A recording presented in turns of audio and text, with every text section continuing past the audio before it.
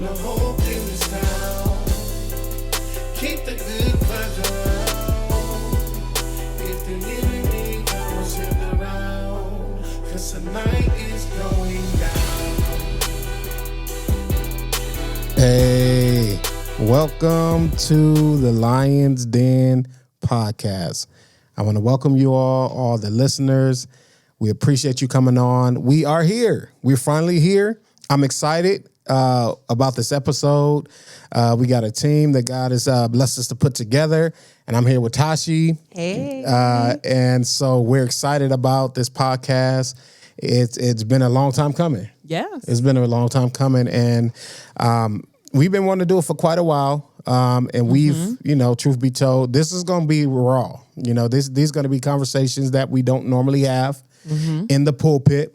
We're going to be able to get into some of the deeper things, And so, we want you to tune in. We want to hear from you. We want you to listen in. And so, it took a while for us to get here. And so we've had a lot of yeses. We had a lot of no's. But we're here, the Lions Den. We went through a couple names too, Couple. We went through a couple names. So, we settled on the Lions Den. There we go. Why the Lions Den? The Lions Den, honestly, can I be honest? It's your show. Be honest. I was at work and I had already settled on embrace the word, because it was parallel to Sweet Embrace. And so it was embrace the word with the L X'd out. So it was world, but we X'd out the L and it was word.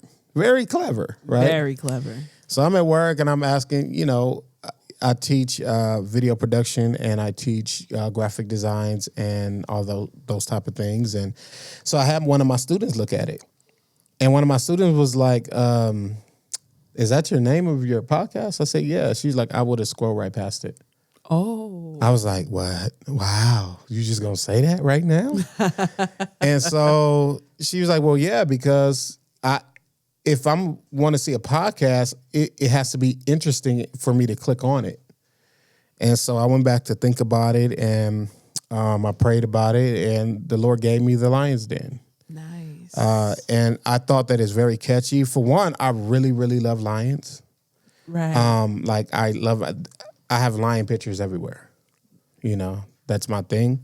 But it represents the Lion of Judah. There we go. So we want to invite you into the space to where we're going to unpack a lot of things. Like I said, I think there's a lot of things that people struggle with, a lot of things that we go through that we are silent about, Right. That we just take, especially in church. Because you're going to get, when you listen to this podcast, you're going to get the word.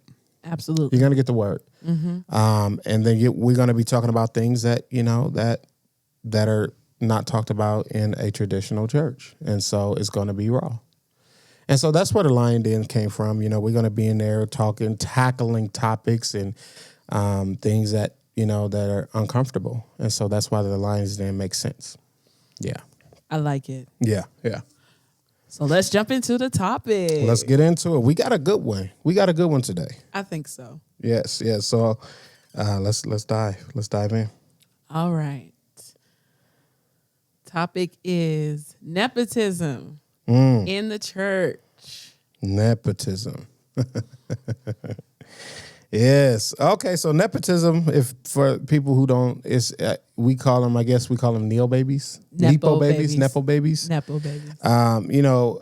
People that have influence, that favor relatives, friends, coworkers. I think it's a big thing in church. I agree. And I think that it always happened, because, churches that I've seen or churches that I do see, it's about what you know, who you know. Absolutely. Nepotism happens everywhere, not just in church. But the fact that it happens in church, I think that it should not be that way.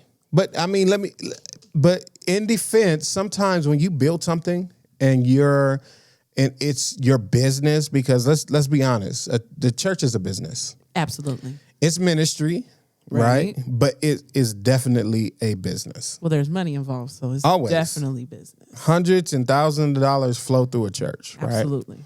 So with that being said, if you build something from the ground or you've taken over a business, your first thought, or even for me, would be passing something on to my loved ones or my kids. Not that I just actually favor them, but because I'm creating something that can actually be passed on. But with the church, it becomes a thin line because, Right. because think about it, because now we're dealing with callings, and now we're dealing with people that are just doing things because of the favor of the person that they know. In this case, it'll be the pastor, it'll be the first lady, it'll be someone in church with a lot of influence. Okay. All right. So to your point, you have 4 sons, Right. and you're a pastor. Yes. So how do you draw the line?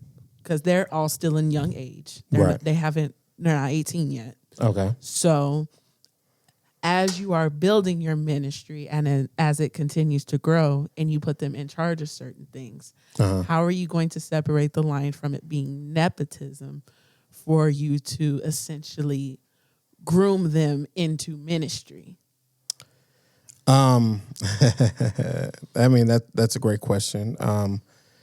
I think the fine line comes with, my son Micah, right? Micah is an up-and-coming drummer.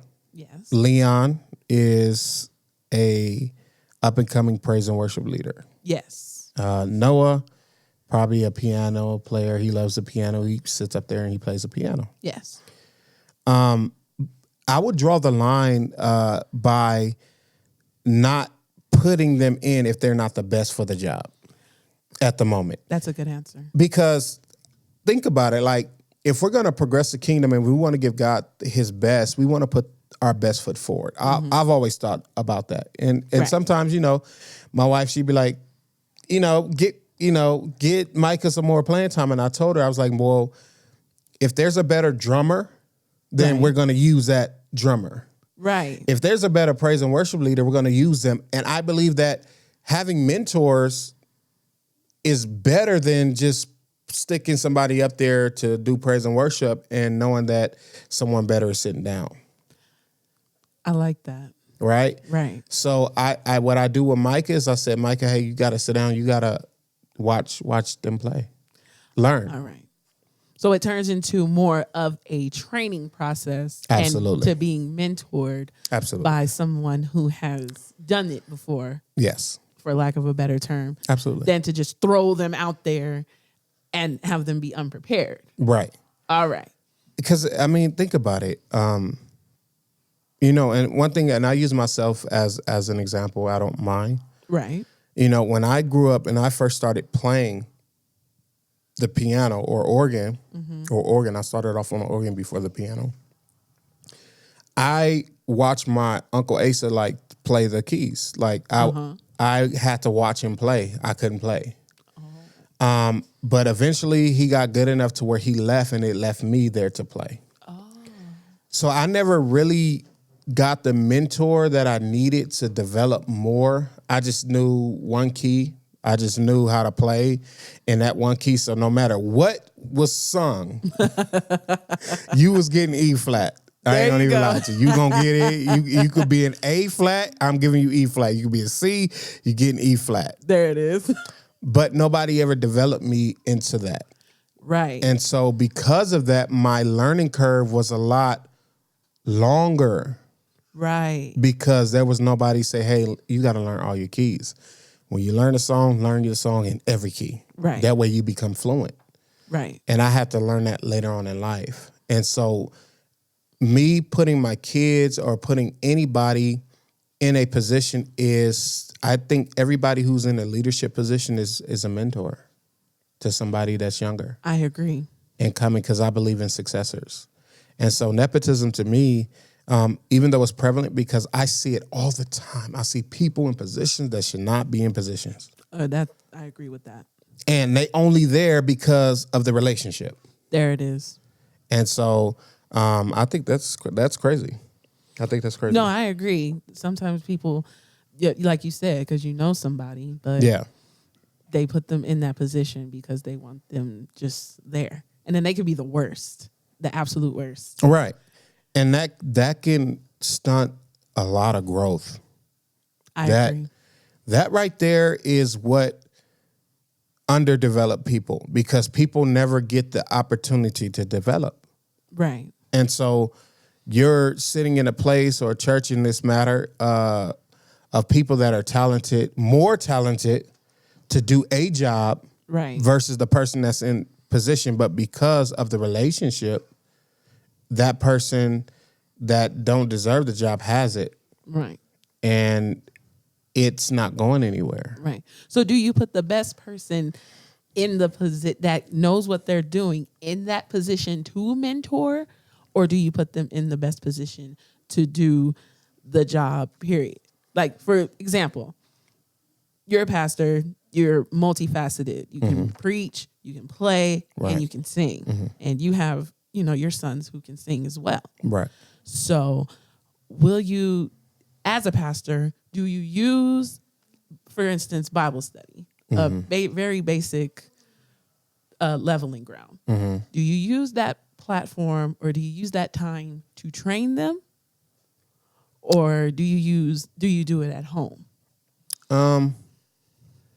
I think a little bit of both, because, I think that the person that is the best at it, and mind you, if we're definitely talking about church or in any arena, you want to have the best person in the position, Absolutely. period. Not because, of their ability, but I think that everything should be God-led when you actually put that person in. It's Gotcha. prayed about, but dealing with the calling and maybe even someone who it has the birthright, in other words, have, the upper hand because of who they know, Right. I think ultimately the better person should be in that position and be a mentor to the younger ones. Because I think everything that in life, it becomes progression. Like, I don't think I should be playing the keys forever. Right. Eventually, I will want this, one of my kids to take over, or someone who's better, like, hey, I got you. Let me come. Let me do this, and let them do it. And so I think ultimately, I think it's a little bit of both. You get them opportunity to play maybe a song or maybe an offering time, or then they can practice at home. That's the development. But I think that ultimately, I think that in that question, it's a little bit of both. No, I agree. Yeah. When my dad was YPWW president, we were groomed at home as well. Right. Because we would have the YPWW lesson, and Saturday night, I'll never forget, we'd have to read the lesson all the way through, because my Right. dad did not want us stumbling Right. over our words at all. So if we Remember didn't read it those. right, he would not call us. Yes. So Right. so I definitely agree, making sure, especially since, like I said, you have 4 sons, you Yeah. want to make sure that they come correct. That's right. Absolutely. So, I think that that's just a big topic that people need to actually look at. And I think that it causes a lot of church hurt. I agree. And to your point, we're going to switch gears a little bit Yeah. and go into spreading discord. 'Cause that's going to happen. Wow. You know what I mean? Yes. Especially if you're in a legacy church. Yes. There's always going to be somebody. The devil's going to always use somebody Yes. that's going to say, oh, well, they're only up there because Mm-hmm. that's his son. Or they'll even go even deeper and say, he's not even anointed. Or he can't sing them songs because he ain't been through nothing. Right. So how you as a pastor are going to nip that in the bud with your parishioners when they attend the church? Well, I think that as a pastor, I think I'm kind of fair. I just think that I'm not going to give anything that's not earned. And I think that There we it live is. in a society or a time where people have this that sense of entitlement that they should be there because of them knowing me or because of them knowing whoever. But I personally, I think I'm fair. I look at the scope of things. And I've heard people spread discord about, people just because they're either in a position or they're jealous of someone. But as a pastor, I believe that I'm fair. I probably won't make all the right decisions, but I think that people need to really take their craft seriously. I agree. Because it time and time again, I think that the opportunities are there sometimes, but preparation is not. There it is. And so even I say it all the time, we could send out a song for worship. We get to rehearsal, how many people actually studied the song? There it is. Studied their note. Or how many times the drummer have came and don't know the rhythm of the beat, just playing something random. How many times the musicians are how many times you give somebody an opportunity to speak and they're not prepared. You could tell that they're not, just didn't do no study. Right. So I think being fair and being God-led, seriously God-led, is how I'm going to approach,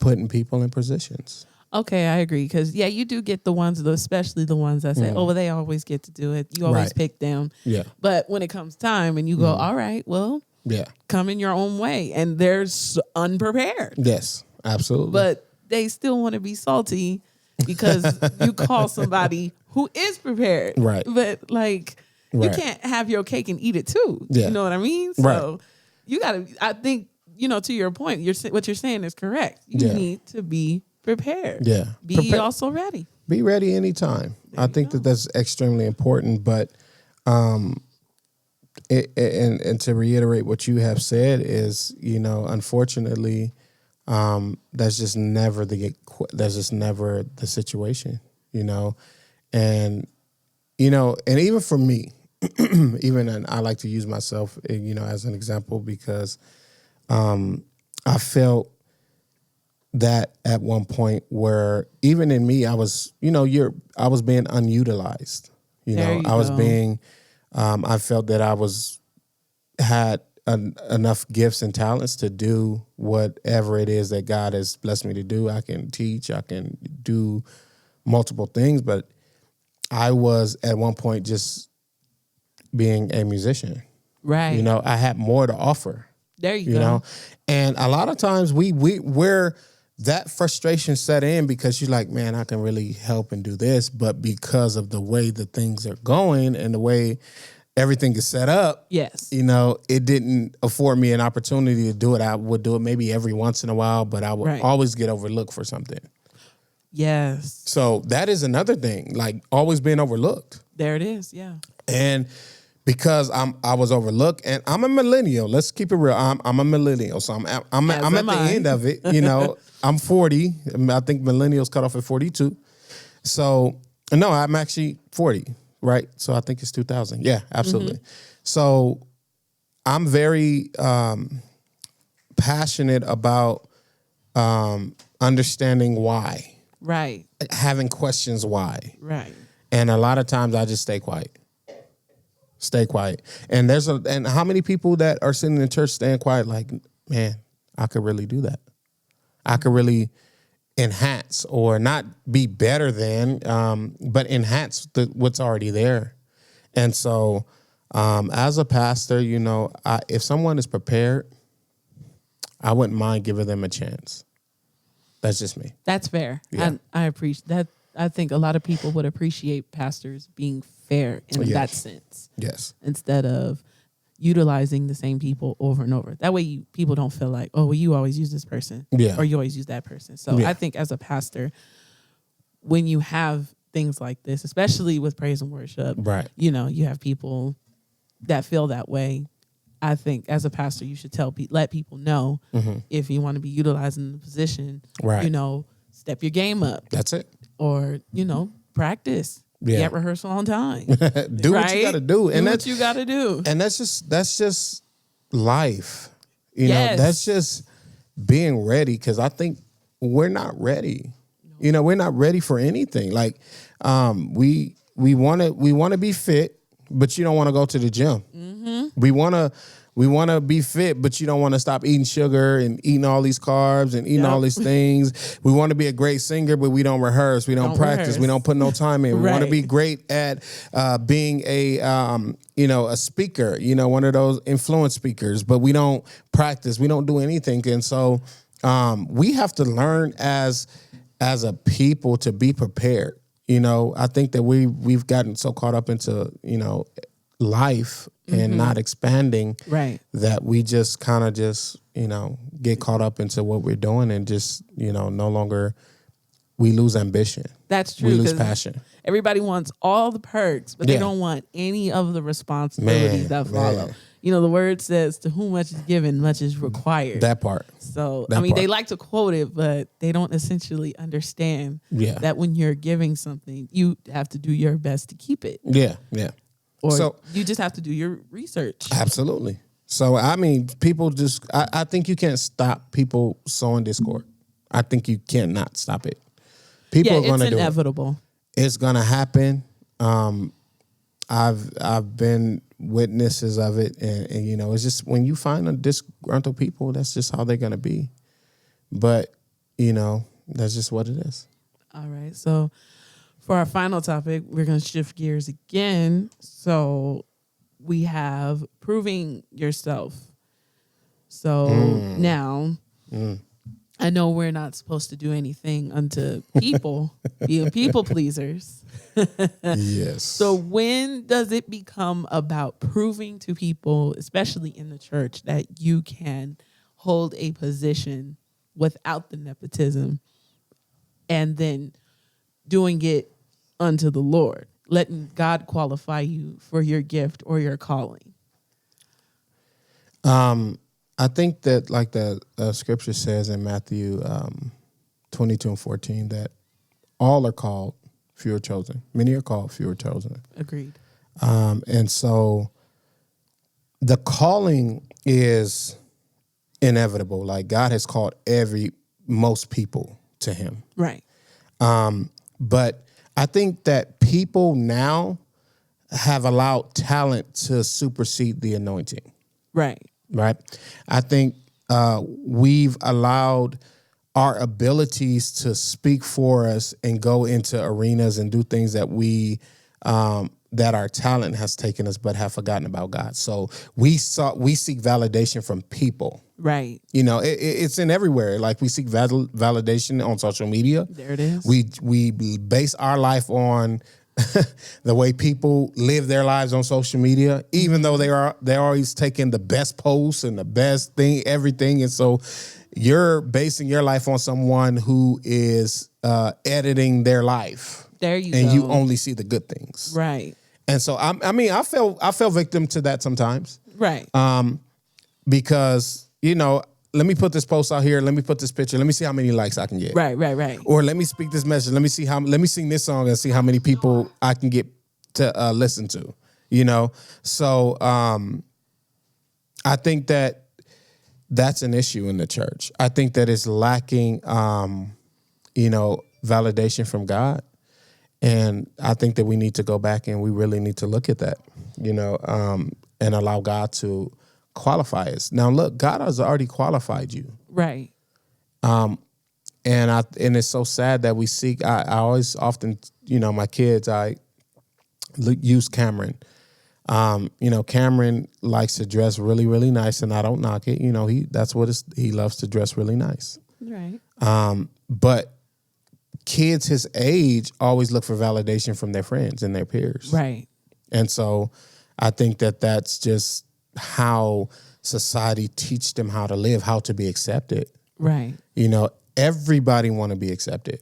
Oh, yeah, of course. Everybody want to be liked by somebody. Everybody want to be shown, paid attention to by somebody. And it feels good. Right. Right? Mm-hmm. I think it has to be to a degree. Mm-hmm. But I think that God has to validate us. God has to validate us. Right. He has to validate our call. I agree. Yeah. So, like, for example, when your son is leading praise and worship, and you have people who will sit down on purpose. Yes. How are you going to approach how he feels, because you are all human. We all have feelings. Right. How are you going to approach your son and explain to him that when people, for God to validate his calling, because we all know he's called to do praise and worship.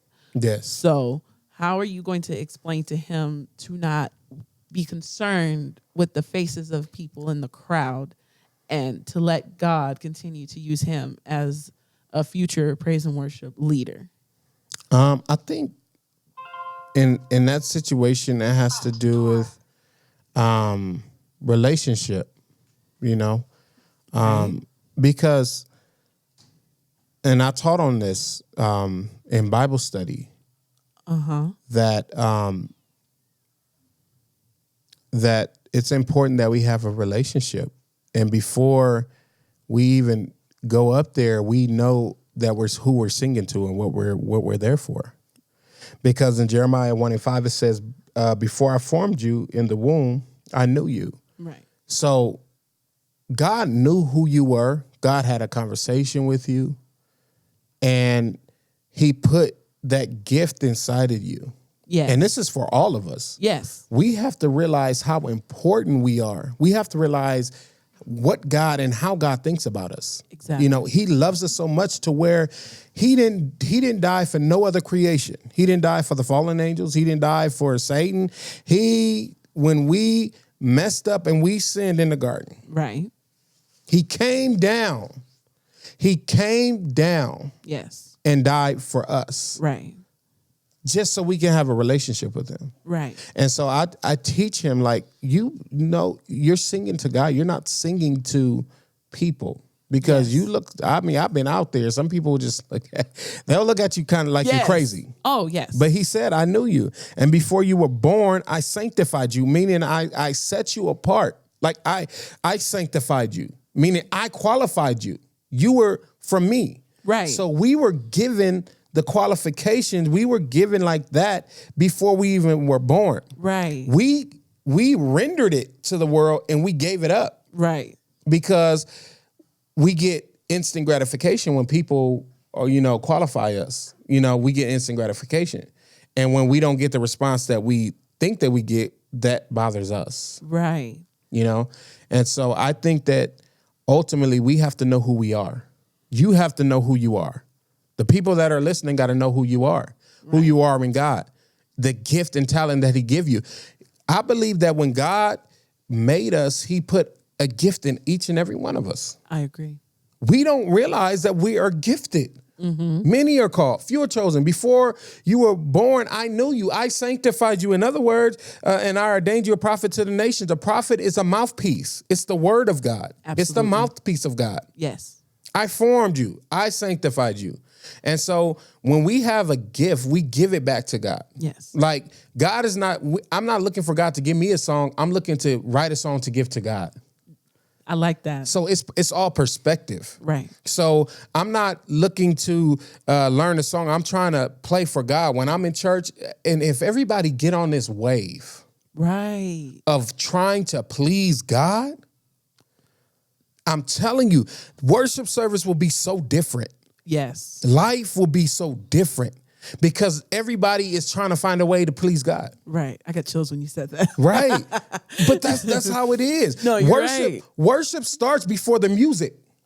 100%. Worship is not caused by music. Right. It starts before the music. It's what I'm doing at home. So when we're worshiping, we have to have a relationship at home. Right.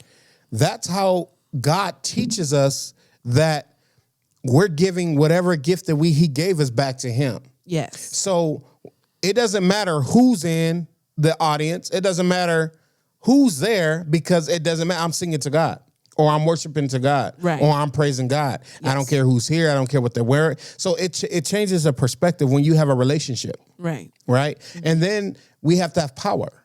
There you go. Power is the anointing that destroys the yoke. And so I think ultimately that's what I teach him, like relationship. There it is. Relationship carries his presence. You go anywhere. Like when my wife goes out without me, my presence go with her I like that. because of our relationship. There it is. You know, guys might be trying to talk to her. Yeah, I'm pretty sure they do. But she'll be like, no, I'm married. Why? Because my presence. And also people, when they see her, they be like, where's your husband? There you go. Or when they see me, vice versa. Where's your wife? Because of our relationship, my presence and her presence my presence go with her and her presence go with me. When my kids go out, hey, I remember your dad, they see me. That's why I'm always on my kids. I whoop them. I tell them, when you go out in public, do not make a fool. Do not make a fool out of me. That's right. Because when people see you or they see you acting up, they gonna see me. Right. And you not about, back in the day, they used to be like, you're not about to embarrass me. That too. You're not gonna embarrass me. And so Your whole village. Right. Be like, yeah, you know your mama or Come your on. daddy Right. did not raise you to behave that way. And so, yeah, ultimately, I love God to the point, and I'm learning this. I think we all need to learn or go back to our first love. I agree. Go back to when we first, like, you remember when you first got saved, and it was like new life. Right. You talked different. You wanted to please him. You wanted to spend time in prayer. Yep. It was so new. Right. You wanted to tell everybody. Man, shoot, we can't even tell. Do our coworkers even know we saved? Right. Like, how many of your coworkers know that you actually are saved and that you go to church? How many of them of course you got to be careful at work, but at the same time, how many just know? Like, my people know at my job, they're like, something different about you. Same thing. Something different. Yeah. I can't figure You're it just out. different. You have a light. Yeah. And then every once in a while, oh, God bless you. Oh, oops, my bad. Yeah. Oh, blessings. I'll throw Right. something else in there. And so now everybody knows. Right. It gets to a point too where Yeah. people don't even like curse around you, especially if they know you saved. Yeah. They just be like, oh no, don't do that because they saved. Or Yes. they stop talking about certain topics because they know. That part. Yeah. That part. They saved. Don't talk about that around them. Yes, absolutely. People just clean up around you. Absolutely. So I think, God qualifies us. And like I said, I pray, my prayer is that, that we continue to seek the Lord. That's so important. Like, I agree. And it's crazy because even in today's church, we're so hard on people that sin. Yes. We're hard on them. And I'm not condoning any sin. Right. But, Christ loves everybody. He loves that. He loves everybody, and he wants a relationship with them. One of my people that I listen to on the podcast is Tim Ross. And he says so beautifully that, it doesn't matter what sin that you're committing or what sin you're in. Right. Jesus wants a relationship with you. Right. He loves you that much. It does not matter, Right. And so I think everything that we're talking about is based on relationship. The closer that you get to God, the more that he'll pour himself into you. Yeah. So you're saying that you want your sons to be very secure in their Yes. relationship with God, that it doesn't Absolutely. matter what people say or Right. how they look at them, as long as at the end of the day, God is pleased Yeah. with their sacrifice, with the utilization of their gifts. Yeah. It shouldn't matter. It shouldn't. Absolutely. That's And- a good thought. And that's what it should be.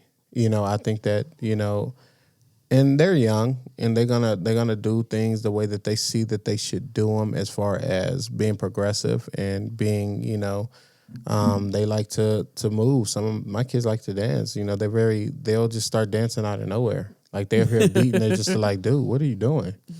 But that's who they are. And I think that as parents, we have to figure out and we have to look at that and what they like to do and what they're into. And sometimes, allow them to be kids. I agree. I think that I, didn't have an opportunity to really be a kid, Right. because, it was always go, go, go, go, go, service after service after service. And you miss a lot in translation. Right. Because, back in the day, yeah. no football games. 'Cause Yeah. You had to be at no, church. man, come on. No school dances. Got to be at the church. I didn't go to my first dance until I was like in 10th, 11th grade. I didn't go to my senior year of high school. It was like, oh, you can't go dancing. Yep. Like, Couldn't be on no team. Well, what you mean? Like, Right. What you mean? And literally all we're doing at the church house as kids is sitting there. And sitting there looking and just like, oh my God. Like so many days like that. So many days. It was just tradition that people, were in. But I believe in like letting your kids, I was just telling someone the other day, it's important that we, allow our kids to be open with us. Right. Because there were things that I didn't even tell my dad that I did. Right. Because I knew I was going to get Yeah, you knew you was going to get a whooping. I know. I'm like, ugh. Even into my adulthood till he passed, there's things, he probably see it all now in heaven, like that. He didn't tell me he did that. He didn't, okay, when you get up here. Yeah, well, he gonna catch you on the rebound but when you get there.